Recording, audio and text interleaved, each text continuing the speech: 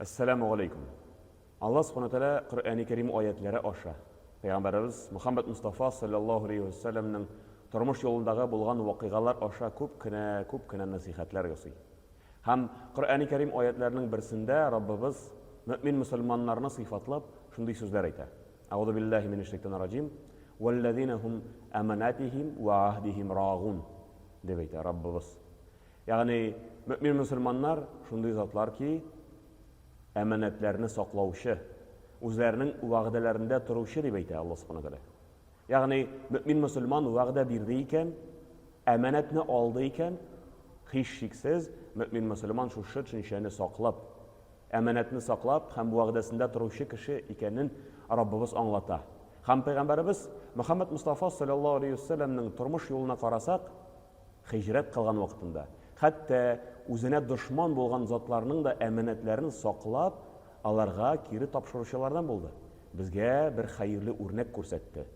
Shu vaqtda nindidir va'da bergan bo'lsa, mu'min musulmon bo'l, boshqa din vakili bo'l, aning bilan da va'dasida turuvchilardan bo'ldi.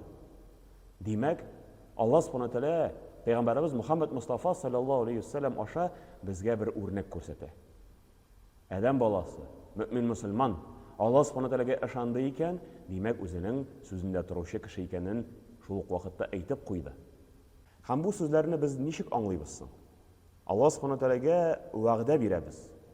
Eng avvali islom dinini qabul etgan vaqtlarimiz, shahodat aytgan vaqtlarimizda biz Robbimizga bir va'da berdik. O'zimizning imzomizni qo'ydik deb aytsak-da yolg'ish bo'lmas. Ashhadu an la ilaha illalloh va ashhadu anna Muhammadan abduhu va rasuluhu deb aytib qo'yuvimiz bilan biz qo'l qo'ydik, va'da berdik. Alloh subhanahu va taolo qarshısında ant etdik, shahodat keltirdik. Robbimiz bizning xo'jamiz, bizni bu dunyoga bor keltiruvchi, bizga bu dunyodagi turmushni beruvchi ham bizga eng ulug' bo'lak, eng zo'r bo'lak o'lda bo'lsa islom dinini topshiruvchi. Shu islom dinini bizga ko'rsatgan zot, Alloh subhanahu va taologa qulluqni eng yuqori darajada boshqargan, Alloh subhanahu va taolo qarshısında eng yuqori darajaga erishgan zot payg'ambarimiz Muhammad Mustafa sallallohu alayhi va sallam aning elchisi, aning haqiqiy quli ham bizning uchun eng xayrli o'rnak ekanini shu so'zlarimiz bilan tasdiqlab qo'yamiz. Shu so'zlarimiz bilan shu imzoni, va'dani berib qo'yamiz. Ham va'da bergandan so'ng biz nima ishlarga tegishsin deganda bu va'dada turg'a tegishimiz. Din islomni o'rganishga tirishamiz. Namoz, ro'za, zakat, amal ibodatlarimiz. Shundan tish payg'ambarimiz Muhammad Mustafa sallallohu alayhi va sallamning adabi, aning axloqi eng yuqori axloq. Bu to'g'rida Alloh subhanahu va taolo Qur'oni Karim oyatlari bilan bizga bildiradi. Innaka la'ala fi xuluqin azim deb aytadi Alloh subhanahu va taolo. Ham shu axloqqa umtiluv, shu axloqni o'zimizda bo'ldirga tirishuv bizning ustimizdagi bir vazifa. Chunki biz va'da berdik. Ham va'da bergach, o'zimizning va'dada turg'a tegishimiz. Shu vaqtda kishilar bilan aralashgan vaqtimizda kimgadir so'z berdik ekan, shu so'zni o'targa tirishga tegishimiz. Kim bilandir aralashib da, kimningdir hallarini bilishib, kim bilandir xayrli muomalada bo'lib turib da, shu vaqtda va'da beramiz ekan, anga so'z beramiz ekan, bu so'zimizdan chiqmasga tegishimiz. Illamagar bu ishimiz bir nosharlik bo'lmasa. Ham shulay yo'q o'zimizning ishlarimizda, ishimizdagi bo'lgan vazifalarimiz. Nindidir ishga o'rnashdik ekan, nindidir ishni boshqarishga olindik ekan, shu ishni olgan vaqtimizda qo'l qo'yib, esa tilimiz bilan bo'lsa da rizolikni bildirdik ekan, bu vaqtda ustimizdagi vazifalarimizni unutmayshi, yerga yetkazib ishlarga tegishimiz. Ishlamasak, demak biz va'damizda turmagan bo'lamiz.